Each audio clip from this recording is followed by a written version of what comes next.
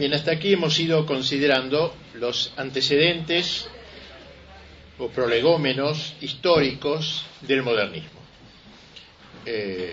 Hablamos primero de Pío IX por su relación con, aunque no interviene en el tema modernista, pero con los enemigos exteriores de la Iglesia, sobre todo, ante lo cual sacó el sílabus, sobre todo, y ahora y después hablamos de los antecedentes del modernismo, el americanismo y todas esas cosas, la revolución, el protestantismo liberal, Renan, Lamennais, esos grandes personajes que todavía no están en el modernismo, pero sí en su umbral, e inspiraron a muchos autores modernistas. Vamos a ver ahora cómo se fue primero manifestando en la Iglesia el modernismo. Si bien el ideario de dicha herejía quedará bien en claro cuando expongamos el contenido de la encíclica Pascendi, que es como un magnífico resumen de los errores de esta herejía, desde ya nos vamos a ir adentrando ahora en su contenido. Hablando muy en general, el modernismo no fue sino un movimiento que tuvo acogida en vastos sectores de la Iglesia, tendiente a acomodar el catolicismo a las llamadas, entre comillas diríamos, exigencias de los tiempos modernos. Sus raíces filosóficas se hunden en tres grandes focos, fuentes: el agnosticismo, la exaltación del sentimiento y el concepto de inmanencia. Según el agnosticismo, el hombre, con su sola razón, nada puede conocer en el campo religioso y menos aún en el ámbito sobrenatural.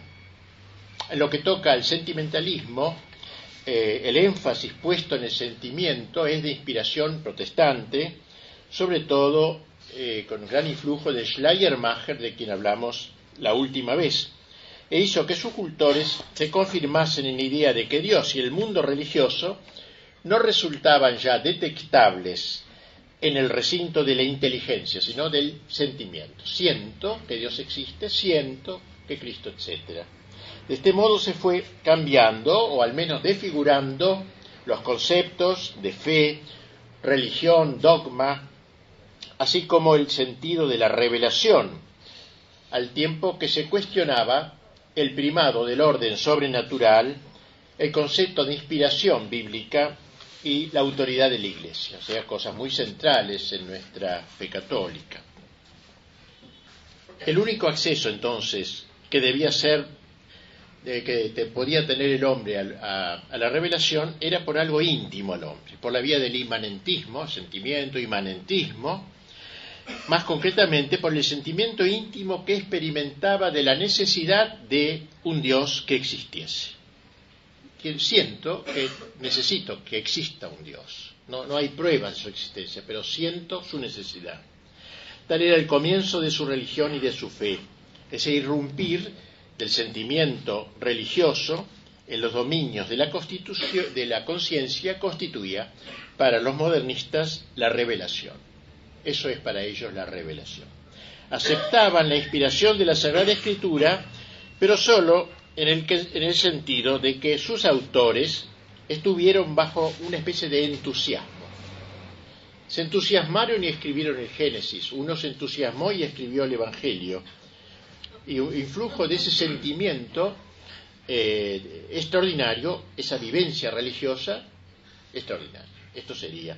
No era pues la revelación la palabra de Dios, ni era la fe el asentimiento a un testimonio divino que no existía. La fe nada tenía que ver con el entendimiento, ya que se trataba de algo alógico, algo no intelectual, el aprender a Dios por la intuición del corazón y la experiencia interna. ¿Qué era entonces lo que daba forma intelectual a aquella fe?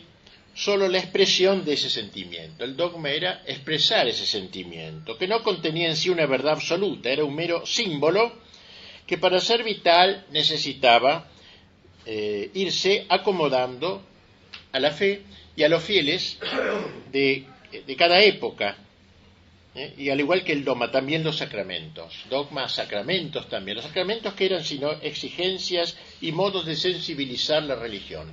Hay que empezar una nueva vida, entonces se inventa el bautismo, digamos, una expresión sensible de esa realidad interior. La Iglesia misma, La propia Iglesia brota de esa necesidad, según ellos, inmanente, que sentían los fieles de comunicarse unos con otros las vivencias de cada uno, las vivencias particulares. ¿Ven como ustedes? Inmanencia, agnosticismo intelectual y sentimiento eran los tres puntos focales de este movimiento. Según se va viendo, el modernismo fue un fenómeno complejo donde todo fue puesto en cuestión. El problema religioso, la constitución de la Iglesia, la relación de la fe y de la historia, la fijeza de los dogmas, etc. Todo ello sobre el presupuesto de que el pensamiento católico se había vuelto anacrónico, estaba superado, no se podía sustentar esa cosa medieval, qué sé yo, ya no, en el mundo moderno, al cual hay que adaptarse, eso no tiene vigencia, es otro el camino de acercamiento a la fe. Miren lo que escribía un sacerdote, uno de ellos, un padre llamado Dabry, en una revista francesa en enero de 1899, terminando el siglo XIX, el umbral del XX. Dice: ha llegado la hora para el hombre moderno, después de haber sido el hombre pagano y luego el hombre cristiano, ahora vamos a una tercera etapa. Primero fue pagano, luego hombre cristiano. Era hora de convertirse, dice, con la ayuda de los dos, el paganismo y el cristianismo, en el hombre eminentemente hombre.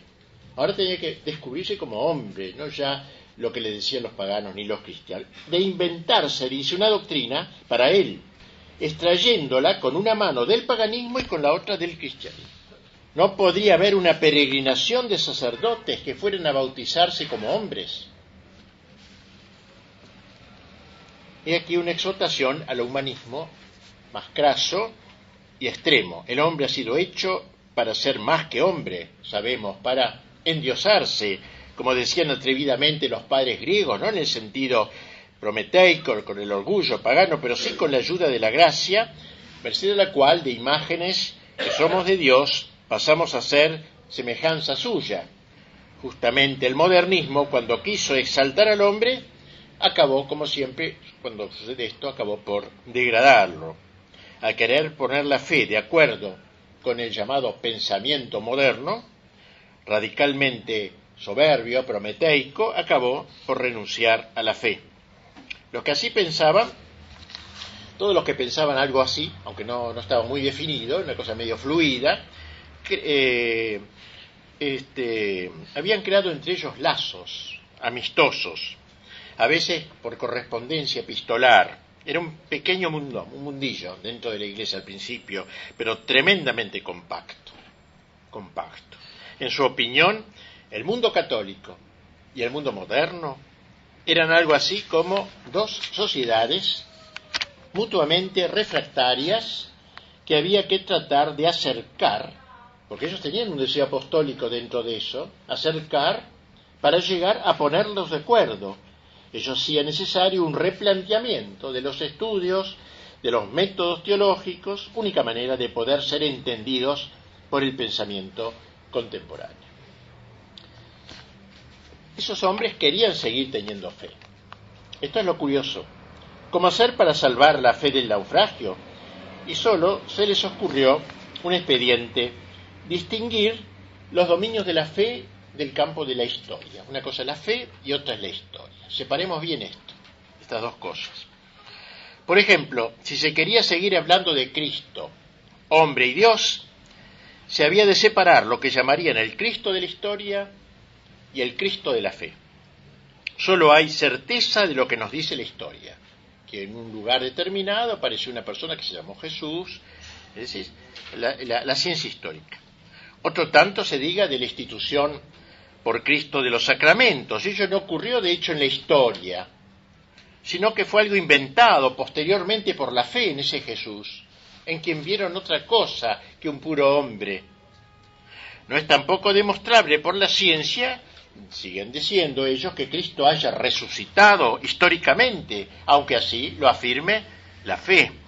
Esta puede ver en la Iglesia la prolongación de Cristo y de los sacramentos, pero al historiador no le cabe hacerlo, no tiene derecho. Esta Iglesia no la hizo Cristo, es un fruto de la fe posterior, de la reflexión de los cristianos posteriores sobre algunos hechos históricos, el Cristo de la historia y el Cristo de la fe.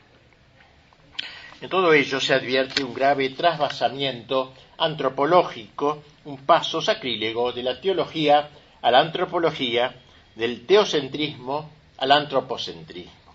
El subjetivismo sentimental que está en el corazón del modernismo implicó un cambio de postura revolucionario en la doctrina católica, poniendo la raíz de todo no en Dios, sino en el hombre, indebidamente exaltado.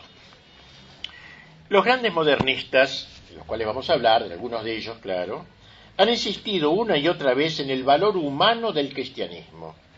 Nuestra religión, que se había olvidado del hombre, vuelve a encontrarlo.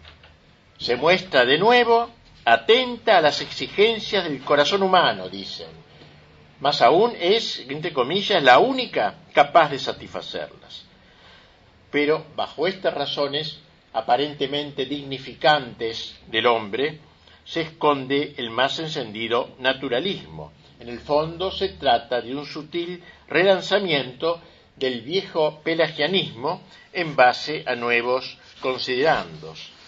Por lo demás, el afirmar tan singulares doctrinas,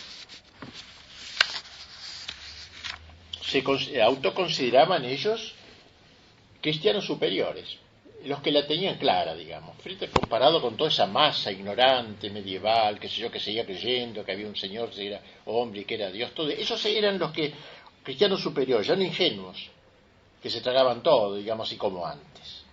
Cuando leemos sus escritos parecieran que nos dicen: yo no soy como los demás hombres, a semejanza del fariseo de la parábola. Se creían los más inteligentes en la iglesia, los más cultos, los más sutiles, los más francos, los más desinteresados, los más profundamente religiosos y evangélicos, cosa que nunca encontraríamos pensamientos semejantes en un Santo Tomás o en un San Bernardo, obviamente. Pues bien, a juicio de los modernistas, los católicos tradicionales no solo estaban equivocados, sino que no tenían chance alguna en el campo apostólico, porque estaban totalmente al margen del mundo moderno. Si se exponía la doctrina católica como se lo hacía habitualmente, o como la presentaba el magisterio de la Iglesia, sería inmediatamente rechazada. Al internarse, pues, en el campo de la ciencia, contrapuesta a la historia, a la fe, digo, al internarse en el campo de la ciencia, buscando caminos practicables para penetrarlos de sentido cristiano, creían estar tomando la única actitud apostólica adecuada, la que contribuiría a corregir la exigua presencia de los católicos tradicionales en aquellas áreas, sobre todo más científicas. De hecho, no fueron pocos los católicos que adhirieron al modernismo, creyendo ver en él una nueva y original presentación del cristianismo, apta para rebatir las objeciones del mundo moderno, convencidos de poder transformar el mensaje cristiano, dándole una expresión apropiada para que fuese bien recibida por el mundo contemporáneo. Sentíanse los modernistas algo así como los pioneros que necesitaba la Iglesia, los forjadores de una nueva era cristiana, los únicos que, apartándose de una masa todavía incapaz de entenderlos, arrojaban en el surco de la historia las semillas del porvenir. Por supuesto que preveían la resistencia de los católicos tradicionales e incluso del magisterio de la Iglesia, hasta de sus más altas instancias. No importa, eso estaba en el programa, eso le pasa a todos los pioneros que suelen chocar con la rutina imperante. Algunos de ellos, más radicalizados, pensaban que el siglo XX parecía exigir una nueva reforma de la Iglesia. Frente al culto del pasado por parte de quienes llamaban tradicionalistas o hiperconservadores, usaban estas palabras, o también integristas empezó a usar, esta minoría ardiente comulgaba con el sentimiento entusiasmante de estar regenerando a la Iglesia. No hay que considerarlo como gente que quería destruir la iglesia, al contrario, la querían rejuvenecer, darle vigor. Como nos lo confirma Émile Poulat, uno de los grandes estudiosos de este fenómeno, se presentaban al modo de una minoría fervorosa, unida en el sentimiento o el presentimiento de un nacimiento misterioso que se estaba preparando en gestación lenta y dolorosa. A pesar de todos los obstáculos con que se topaba, sin embargo, era la obra misma de Dios, según se vería cuando desapareciesen las nubes de aquellos que la enfrentasen. De este modo se fue logrando gestar poco a poco una opinión pública. Despacito se fueron extendiendo estas ideas más ampliamente. Maurice Dalmair, en un magnífico libro suyo llamado Comment on fabrique l'opinion, ¿cómo se fabrica la opinión?, se llama el libro, decía que era posible, mediante una colaboración anónima, sin ruido, sin despertar sospecha, sin caer en responsabilidades, crear un estado de espíritu, fabricar una opinión. Y esto, que se puede decir en todos los géneros, en todos los campos, se aplica perfectamente al modo de introducirse el modernismo en la Iglesia. Es cierto que más allá de tales propósitos, el modernismo nunca dejó de ser un movimiento erudito, dedicado a reflexionar y a criticar, un movimiento principalmente de clérigos, de profesores y de intelectuales, muy alejados de los grandes problemas económicos y políticos que aquejaban a la sociedad. Nunca se propusieron dirigirse a los ignorantes, a las masas, vamos a decir, cristianas, católicas, al número. Fue un movimiento ilustrado. Ilustrado lo digo entre comillas, yo le he dado mucho valor a este adjetivo, ilustrado, que afirmaba no querer inquietar a la gente sencilla, dejémoslo en su ignorancia, en su cristianismo burdo, estúpido, sino a los que saben. Ellos se querían dirigir a los que saben, como una élite intelectual. Por ello, el revuelo que provocó en aquellos a quienes se dirigía, prevalentemente, no arrastró nunca a la masa del pueblo fiel. Nunca el pueblo fiel hizo eco a estas ideas. Cuando Pío X condenara la herejía, quedarían aislados y desacreditados, sin que por ello digamos que desaparecieran, ni mucho menos, por desgracia. Un sector donde el movimiento encontró especial eco fue en los seminarios, donde echó raíces y se expandió clandestinamente. En 1901, estamos en esos años, 1890, 1910, 15, por ahí mandamos, ¿no? Todo lo que tratamos es en esos años. En 1901 el padre Meignen, un padre francés, publicó varios artículos donde denunciaba una organización oculta que abarcaba, dice, unos 50 seminarios de Francia y que afiliaba cerca de 1.000.000 de seminaristas con sus publicaciones, sus celadores y sus recursos propios. Además de las cartas que se entrecruzaban, los seminaristas se los incitaba a leer los periódicos modernistas. Monseñor Duvillard, obispo de Quimper, destacaba ya entonces, decía él, la analogía existente entre este trabajo de zapa subterráneo y los programas elaborados en las logias masónicas. Era un trabajo semejante, clandestino, y que se metía por ósmosis, digamos. Corrían hojas y folletos policopiados, exclusivos para seminaristas, y se guardó tan bien el secreto que jamás se pudo saber el nombre de los que circulaban, de las revistas que circulaban en la arquidiócesis de París. Tengamos la franqueza de decirlo, escribía un día el padre Fontaine en el año 1908, poco después que el Papa pronunciara la condena final del modernismo, la Pascendi. Tengamos la franqueza de decirlo, el mal está en nuestras casas de formación sacerdotal. Recordemos las cadenas, comunicaciones, ¿no?, y otras pequeñas publicaciones clandestinas que circulaban en los seminarios mayores a espalda de los superiores hace algunos años. Se asegura que esto ha sido reemplazado por círculos de estudio más o menos ocultos, o sea, después de que el Papa condenara, donde se debaten las cuestiones de moda. Allí se imparte una especie de enseñanza esotérica que recibe estímulos indirectos. Se proporciona a estos jóvenes revistas, periódicos y libros que corroboran sus más avanzadas opiniones. Se consideran como una élite intelectual que vive en una atmósfera superior que no podrían frecuentar las vulgares mentes que los rodean. Se aprovechan las vacaciones para desarrollar estas nociones adquiridas clandestinamente y bien diferentes de sus manuales teológicos y escriturísticos. O sea, por un lado su formación intelectual y por otra lo que realmente amaban, que era esto, que era lo novedoso. Pío X se preocupó de manera especial por la propaganda que el modernismo hacía en las filas de los que se formaban en los seminarios. En una encíclica que sacó poco antes de la Pascendi, llamada Pieni l'animo, de 1906, dice, y lo que es muy grave y propio para ganar nuevas adhesiones al naciente grupo de rebeldes es que para tales doctrinas se hace una propaganda más o menos oculta entre los jóvenes que se preparan para el sacerdocio a la sombra de los seminarios. Bien, vayamos poniendo fin a este apartado, a esta exposición, aproximación al modernismo, diciendo que el modernismo se nos ha ido mostrando como un movimiento que bajo pretexto de modernización llega a minar los fundamentos objetivos del dogma católico.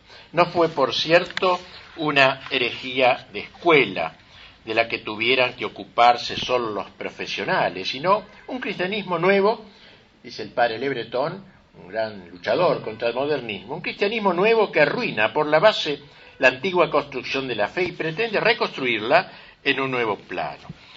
En realidad es un grave atentado a la sustancia de nuestra fe, el pretender quebrantar las nociones primordiales, como decía Pío X, han aplicado la segur no a las ramas ni a los retoños, sino a la raíz misma, esto es a la fe y a sus fibras más profundas.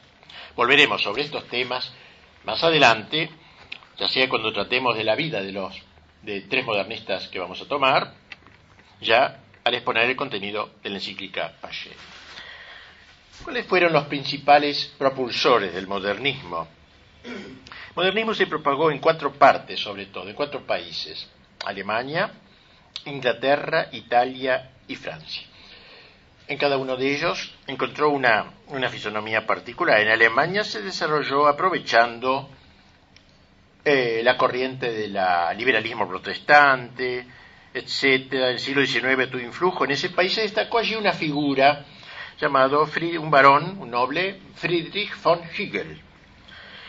Su padre era austríaco, su madre escocesa, de familia, me parece que se dedicó a la diplomacia, y fue un intermediario, por ser diplomático, entre Inglaterra y Alemania, y Italia también en cierta manera, pero su influjo principal fue en Inglaterra. Paul Sabatier, que es un distinguido protestante de la época, lo llamaba a von Hegel el obispo laico del modernismo.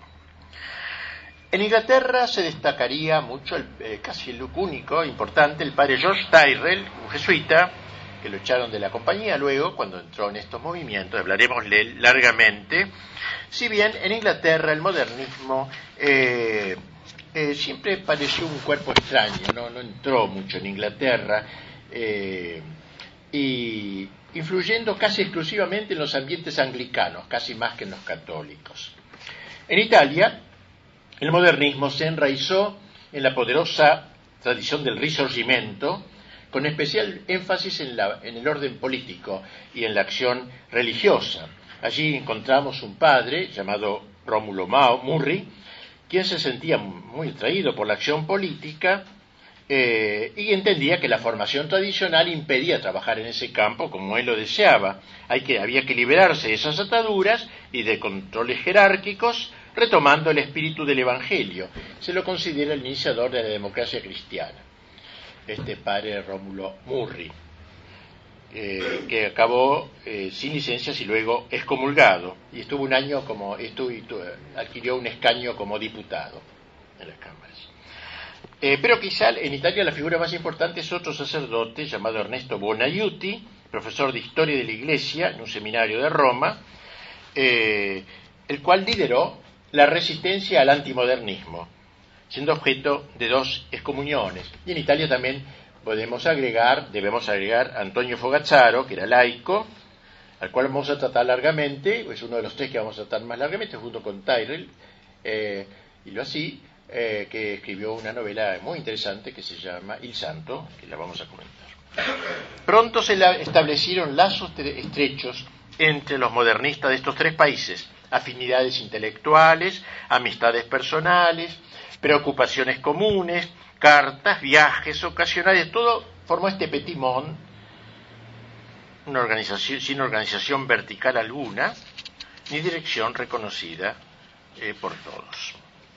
Pero sobre todo fue Francia el lugar donde el modernismo encontró su tierra de promisión. Allí surgieron varias revistas de gran influencia, sin duda.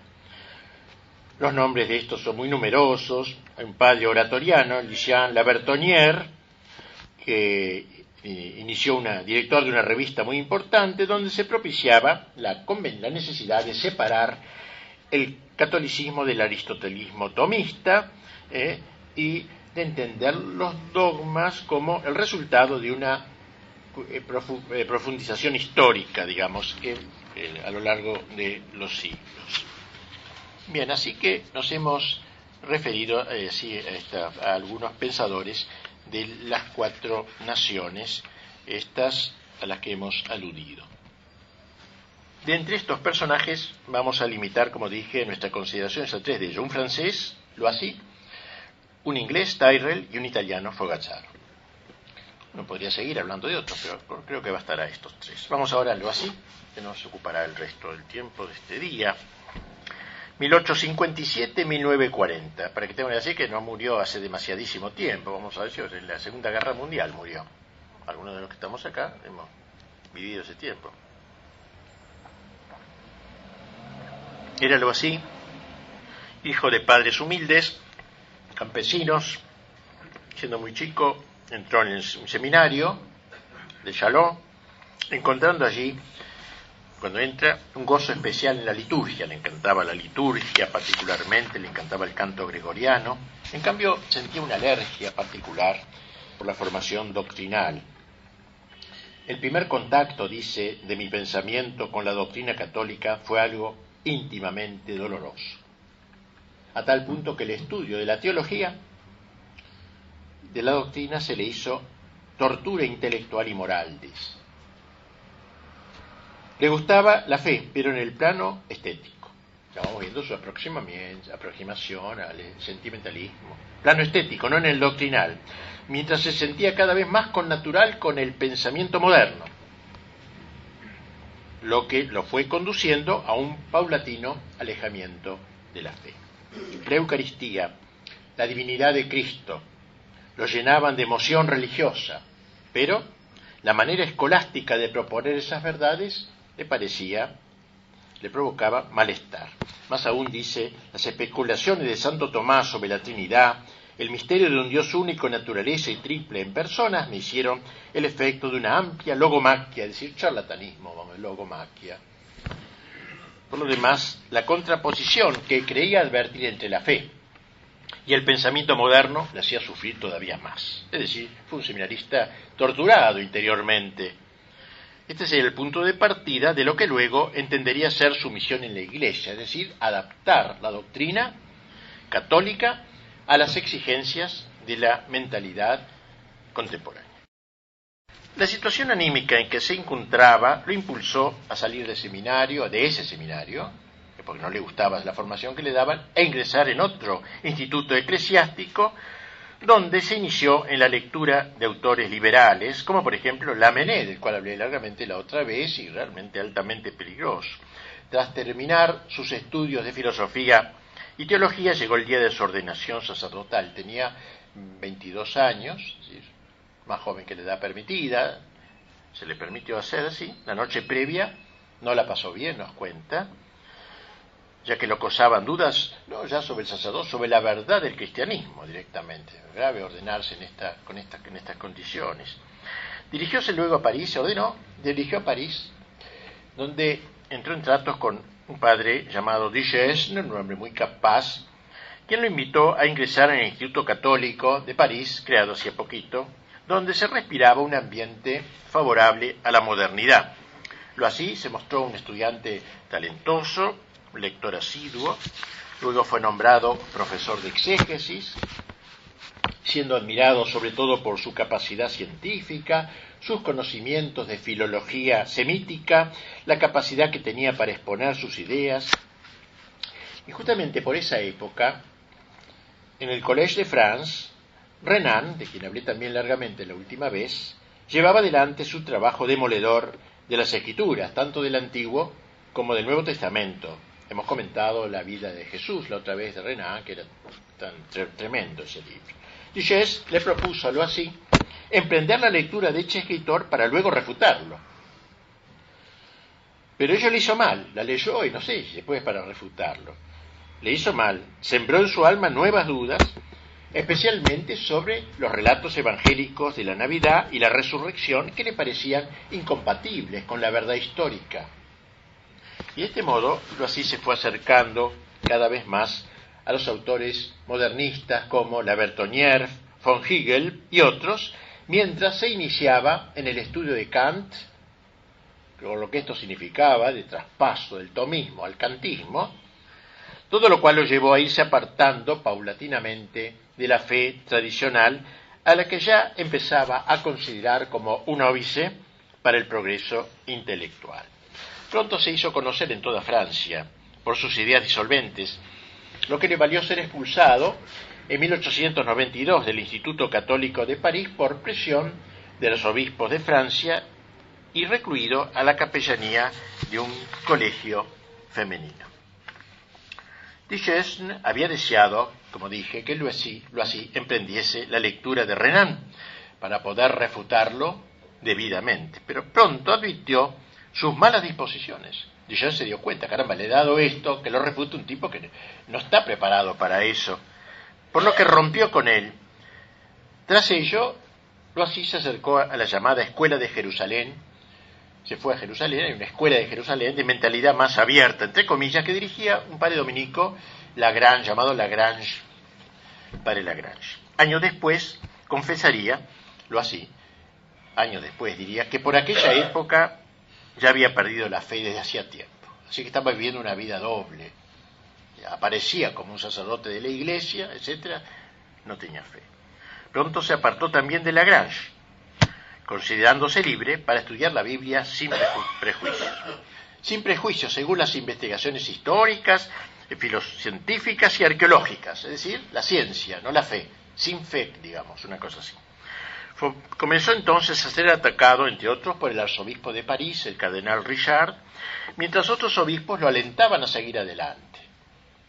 Estamos en el año 1900, año justamente en que von Harnack, pensador protestante, hizo público un libro que sería famoso, que se llamaba Das Wesen des Christentum, la esencia del cristianismo.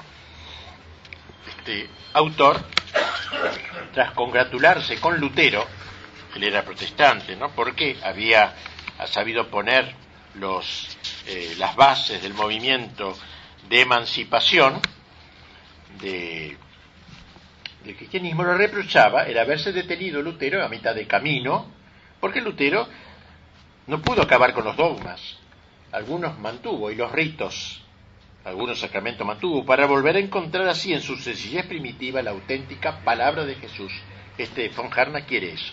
Para eso hay que despojar la esencia del cristianismo de su viejo ropaje. Por eso el título, la esencia del cristianismo, para él es despojado, mucho más allá que Lutero, de su ropaje. Y así el historiador protestante comenzó por oponer el evangelio a las diversas formas del cristianismo histórico.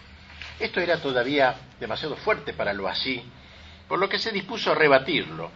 Pero en su refutación, contenida en uno de sus libros llamado L'Évangile et l'Église, el Evangelio y la Iglesia, se deja traslucir su peculiar concepción del cristianismo, la de lo así. Lo que los evangelios nos cuentan es la historia de un hombre llamado Jesús, afirma, que en los últimos años de su vida predicó que venía el reino ya. el reino que esperaba Israel. Conquistado para esa esperanza, dice, lo hacía al escuchar a San Juan Bautista, Jesús creyó que él mismo era el Mesías esperado. Se autocreyó, digamos, creyó a sí mismo, que presidiría esa obra en su próximo retorno glorioso, inminente, la parusía, vendría enseguida, por lo que mal podía pensar en fundar una iglesia. Si iba a venir enseguida, que iba a fundar una iglesia. Sin embargo, prometió a sus discípulos que se sentarían en 12 tronos para juzgar a las 12 tribus de Israel. Y así probó dar un golpe de Estado, díselo así, Cristo, en Jerusalén, pero los insurrectos fueron condenados por el crimen de alta traición, ya que Jesús se había declarado rey de los judíos. Por eso lo ejecutaron. Su cuerpo fue sepultado en una fosa común, sin que nunca se lo volviera a encontrar. Esto es, a grandes rasgos, lo que nos cuenta la historia evangélica sobre la vida de Jesús, expurgada ya de todos los añadidos legendarios, dice él. Tras la muerte de Jesús, prosíguelo así, todo cambia. Había llegado la hora de la fe, la hora de la leyenda, la hora de la iglesia. Cristo ya no existe, solo que para los simples entró en su gloria. Se convirtió en Señor y vive en la inmortalidad. Aceptar estas cosas es un puro acto de fe, díselo así, un puro acto de fe. Y así escribirá en un libro ulterior, Jos Passé, mi argumentación contra Harnack implicaba una crítica de las fuentes evangélicas más radical en varios puntos que la del teólogo protestante. Y lo criticó yendo más allá que él, no era crítica eso, ¿no? Y por otro lado, mi defensa de la Iglesia romana, o sea, mantenía todavía, se mostraba como si fuera católico. Implicaba asimismo el abandono de las tesis absolutas que profesa la teología escolástica respecto de la institución formal de la Iglesia y de sus sacramentos por Cristo, la inmutabilidad de los dogmas y la naturaleza de la autoridad eclesiástica. Insinué, discreta pero realmente, una reforma esencial de la exégesis bíblica, de toda la teología y aún del catolicismo en general. El nuevo libro, que acaba de sacar contra este autor, contra Harnack, suscitó muchas críticas. Al año siguiente publicó una obra complementaria que se llamaba Autour d'un petit livre, en torno a un pequeño libro más disolvente aún que el anterior. Allí reitera que dado que Jesús no caminó sobre la tierra, dice él, con el aparato de su divinidad, lo único que aparece en los evangelios y en los hechos de los apóstoles es la historia de un hombre que pasó haciendo el bien. Su discurso, dice, su conducta, la actitud de sus discípulos y de sus enemigos, todo demuestra que Cristo fue un hombre entre los hombres, en todo semejante a ellos, salvo en el pecado y salvo también el misterio íntimo e indefinible de su relación con Dios. Es que sí, se creyó hijo de Dios, hijo especial de Dios, emotivamente, sentimentalmente se sintió así. La interpretación de esa misteriosa relación, como si significara que Cristo era Dios, es obra posterior de la fe que tuvo la primitiva comunidad cristiana.